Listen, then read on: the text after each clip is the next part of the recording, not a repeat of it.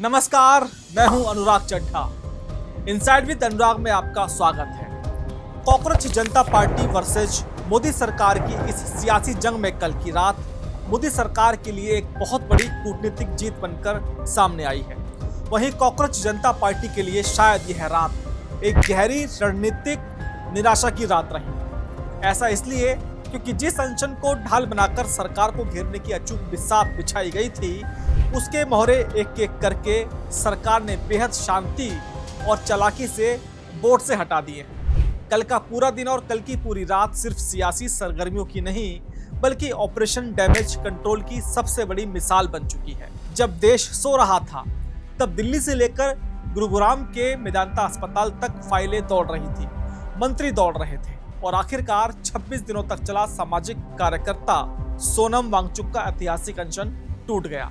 अगर हम इस पूरे घटनाक्रम की टाइमलाइन को सिलसिलेवार तरीके से देखें तो पता चलता है कि यह सब अचानक नहीं हुआ, बल्कि एक एक विकेट बहुत तरीके से गिराया गया। यह पूरा मामला 3 मई को हुए नीट यूजी पेपर लीक से जुड़ा है और इसके खिलाफ दिल्ली के जंतर मंतर पर 1 महीने से कॉकरोच जनता पार्टी प्रदर्शन कर रही है। विरोध की शुरुआत 6 जून को हुई थी।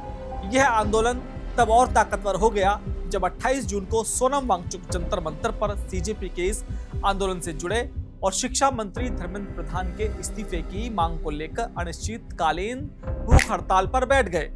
संसद में भी लगातार हंगामा होता रहा, लेकिन जैसे जैसे दिन बीते पर्दे के पीछे बहुत कुछ बदल रहा था। आपको याद होगा कि आईसा के छात्रों और सीजेपी के संस्थापक अभिजीत दिपके बहुत पहले ही 20 जुलाई के संसद मार्च वाले दिन ही अपना अनशन समाप्त कर चुके थे। इसके बाद जो दूसरा बड़ा डेवलपमेंट हुआ वो था भीम आर्मी चीफ चंद्रशेखर आजाद का कदम। चंद्रशेखर आजाद कल तक संसद के अंदर धरने पर बैठे थे और उन्होंने भी अपना यह धरना कल रात खत्म कर दिया। इसके बाद आखिरी और सबसे बड़ा विकेट गिरा बीती रात, जब सोनम वांगचुक ने भी जूस पीकर अपना 26 दिन लंबा आमरण अनशन समाप्त कर दिया। अब सबसे बड़ा सवाल ये उठता है कि आखिर ऐसा क्या हुआ जो वांगचुक शिक्षा मंत्री धर्मेंद्र प्रधान के इस्तीफे पर अड़े हुए थे, वो अचानक मान कैसे गए? इसके पीछे मोदी सरकार की एक बेहद आक्रामक और सोची समझी रणनीति काम कर रही थी। दरअसल इस पूरे क्लाइमैक्स की नींव गुरुवार आधी रात 12 बजे ही रख दी गई थी, जब प्रधानमंत्री नरेंद्र मोदी ने एक्स हैंडल पर 2 मिनट 26 सेकंड का एक बेहद सख्त वीडियो संदेश जारी किया। पीएम ने साफ कहा, मैं जानता हूं कि पेपर लीक ये कोई मामूली विषय नहीं है। लाखों विद्यार्थी और उनके अभिभावकों के लिए बहुत ही पीड़ादायक है। पेपर लीक कोई मामूली विषय नहीं है। लाखों छात्रों और उनके माता पिता के लिए यह पीड़ादायक है। पीएम ने देश को भरोसा दिलाया कि पिछले 2.5 महीनों में यह कदम उठाए गए हैं और गुनाहगारों को पकड़कर जेल में डाला गया है। सीबीआई इस मामले की जांच कर रही है। महाराष्ट्र, राजस्थान, दिल्ली समेत कई राज्यों में पड़ताल हुई है। 13 आरोपी पकड़े भी गए हैं और सीबीआई जल्दी ही चार्जशीट फाइल करने वाली है।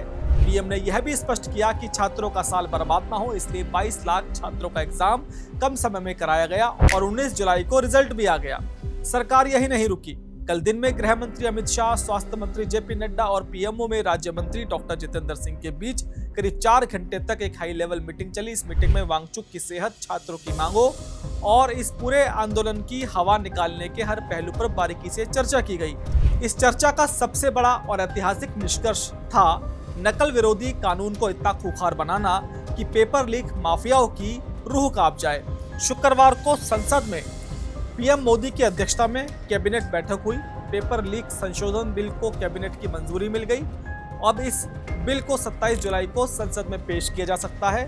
अब कानून में क्या क्या बदलाव हो सकते हैं, जरा उसे सीधे सीधे समझिए। पहला बड़ा बदलाव सजा की अवधि में है। पहले जहां व्यक्तिगत मामलों में दोषियों के लिए सिर्फ 3 से 5 साल की जेल का प्रावधान था, वहीं अब नए संशोधन के तहत इसे बढ़ाकर सीधे 5 से 10 साल किया जा सकता है। दूसरा बड़ा बदलाव जुर्माने की रकम पर है। जहां पहले पेपर लीक के दोषियों पर न्यूनतम 10 लाख रुपए का जुर्माना था, अब उसे सीधे बढ़ाकर करीब 1 करोड़ रुपए किया जा सकता है। तीसरा बदलाव न्याय की रफ्तार का है। पहले जहां ऐसे मुकदमे सामान्य अदालती प्रक्रियाओं में सालों साल लटकते थे, वहीं अब इन मुकदमों की तेजी से सुनवाई के लिए स्पेशल फास्ट ट्रैक कोर्ट्स बनाए जाएंगे और उन्हें पहले से मजबूत ज्यादा अधिकार दिए जा सकते हैं ताकि बिना देरी के तुरंत और सख्त इंसाफ हो सके। इन बड़े बदलावों के साथ ही केंद्र ने 17 सीनियर अधिकारियों के तबादले किए हैं, जिनमें सबसे बड़ा एक्शन सीधे शिक्षा मंत्रालय पर हुआ है।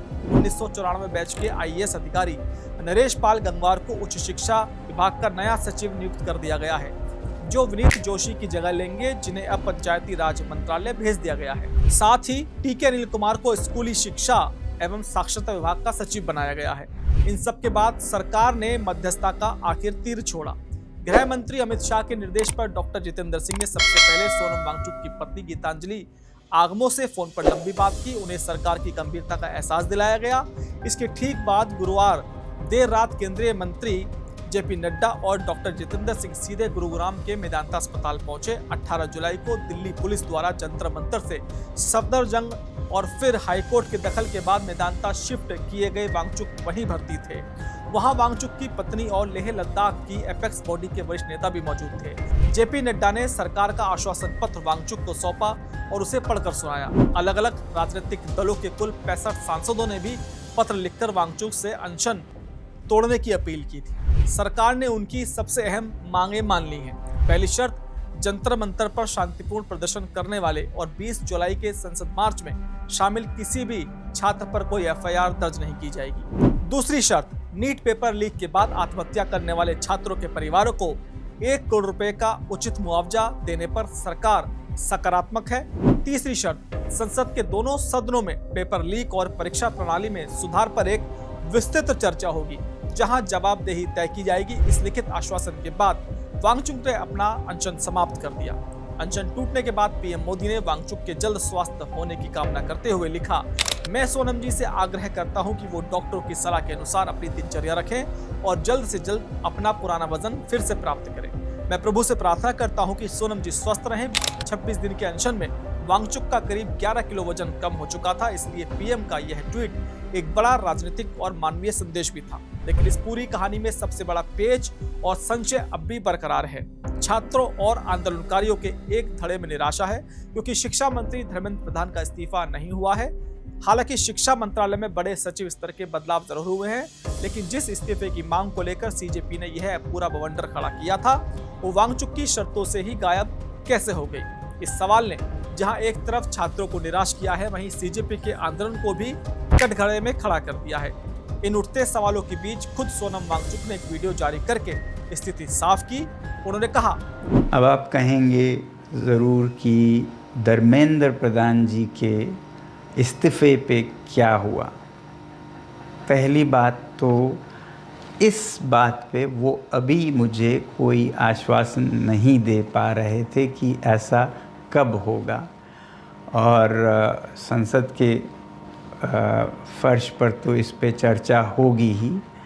अब मेरे सामने 2 रास्ते थे, या तो मैं और अनशन पर बैठूं हफ्तों और शायद उसी में ख़त्म हो जाऊं। फिर आप ही लोगों में से हज़ारों लोगों ने मुझे आज से 2-3 हफ्ते पहले से कहते आए हैं कि आपकी जान ज़रूरी है, आपको संघर्ष आगे रखना है, ज़िंदा रहना ज़रूरी है। आप जरूर पूछेंगे कि धर्मेंद्र प्रधान जी के इस्तीफे का क्या हुआ। सरकार मुझे भी ऐसा आश्वासन दे रही थी। अब मेरे सामने 2 रास्ते थे, या तो मैं हफ्तों और अनशन पर बैठा रहूं और शायद उसी में समाप्त हो जाऊं, या जिंदा रहकर संघर्ष आगे बढ़ाऊं। वांगचुक के लिए सबसे ज्यादा अहम छात्रों का भविष्य था। वो नहीं चाहते थे कि वो युवा अपने हक के लिए सड़क पर उतरें, उनकी जिंदगी पुलिस केस के चक्कर में बर्बाद हो जाए। उन्होंने साफ कहा, उन्होंने लिखकर आश्वासन दिया है। एक तो ये कि जो हमारे विद्यार्थी और युवा जंतर मंतर पर शांतिपूर्ण आंदोलन कर रहे हैं, या जो 20 जुलाई को संसद चलो में भाग ले रहे थे, उन पर कोई कानूनी कार्रवाई, FIR इत्यादि नहीं करेंगे। ऐसा बहुत होता है ऐसे आंदोलनों में। तो ये हमने आश्वासन लिया है कि ऐसा कुछ नहीं किया जाएगा। मैंने लद्दाख में देखा है कि कैसे FIR युवाओं का जीवन तबाह कर देती है। ऐसा कुछ नहीं होगा, यह आश्वासन हमने हासिल किया है। और इस बात की मुझे बेहद खुशी है। और जहां तक धर्मेंद्र प्रधान के इस्तीफे की बात है, वांगचुक ने एक बहुत गहरा राजनीतिक तंज कसते हुए कहा, अगर वो ऐसा नहीं करते, इस्तीफा नहीं देते, तो इससे हानि हमें या बच्चों को नहीं होगा, सरकार को खुद होगा। इस छोटे से मुद्दे को न टालकर वो खुद अपनी हानि कर रहे हैं, बल्कि दे देते इस्तीफा तो कब से उनका ये सारा नुकसान रुक जाता। अगर वे इस्तीफा नहीं देते तो इससे नुकसान हमारा या बच्चों का नहीं होगा, बल्कि खुद सरकार का होगा। वे खुद अपना ही नुकसान कर रहे हैं। बल्कि अगर वे इस्तीफा दे देते हैं तो अब तक उनका सारा डैमेज कंट्रोल रुक गया होता। तो अब सवाल उठता है कि यहाँ से आगे क्या होगा। क्या यह छात्रों की जीत है या हार? देखा जाए तो नीतिगत स्तर पर छात्रों की बहुत बड़ी जीत हुई है। सिस्टम घुटनों पर आया है, कानून सख्त हो रहे हैं। 27 जुलाई को बिल पेश होने जा रहा है। मंत्रालय में बड़े अधिकारियों पर गाज गिरी है। मुआवजे पर भी सरकार ने भरोसा दिया है और किसी छात्र के करियर पर एफआईआर का दाग नहीं लगेगा। लेकिन कॉकरोच जनता पार्टी के लिए यह स्थिति एक दोधारी तलवार बन गई है। सीजेपी अभी भी धर्मेंद्र प्रधान के इस्तीफे की मांग पर अड़ी हुई है। उनका कहना है कि जब तक इस्तीफा नहीं, तब तक जंतर मंतर पर प्रदर्शन जारी रहेगा।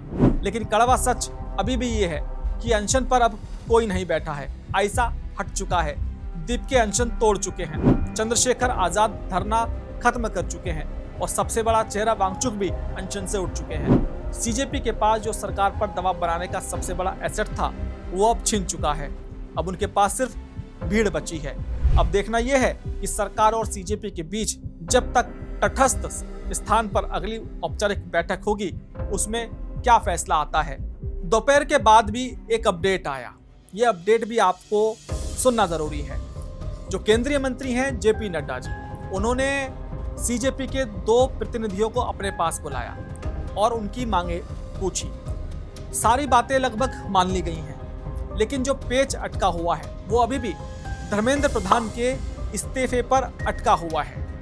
और मुझे लगता है, जो मैंने तस्वीरें देखी, मुझे जो सीजेपी के प्रवक्ता थे और जो उनके दूसरे प्रतिनिधि थे, उनकी बॉडी लैंग्वेज मुझे थोड़ी सी डाउन लग रही थी। लेकिन जेपी नड्डा एकदम कॉन्फिडेंट दिख रहे थे। बस अब ये एक कहें कि परसेप्शन गेम बचा है।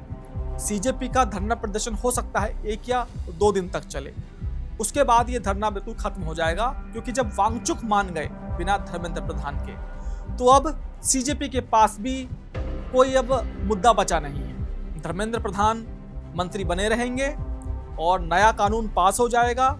अधिकारी के खिलाफ कार्रवाई हो ही चुकी है।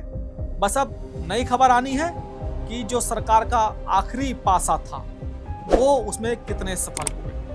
तो दोस्तों, ये वीडियो मेरा आपको कैसा लगा कमेंट बॉक्स में जरूर लिखकर बताइएगा। साथ ही साथ मेरे चैनल को सब्सक्राइब करना बिल्कुल मत भूलिएगा। नमस्कार।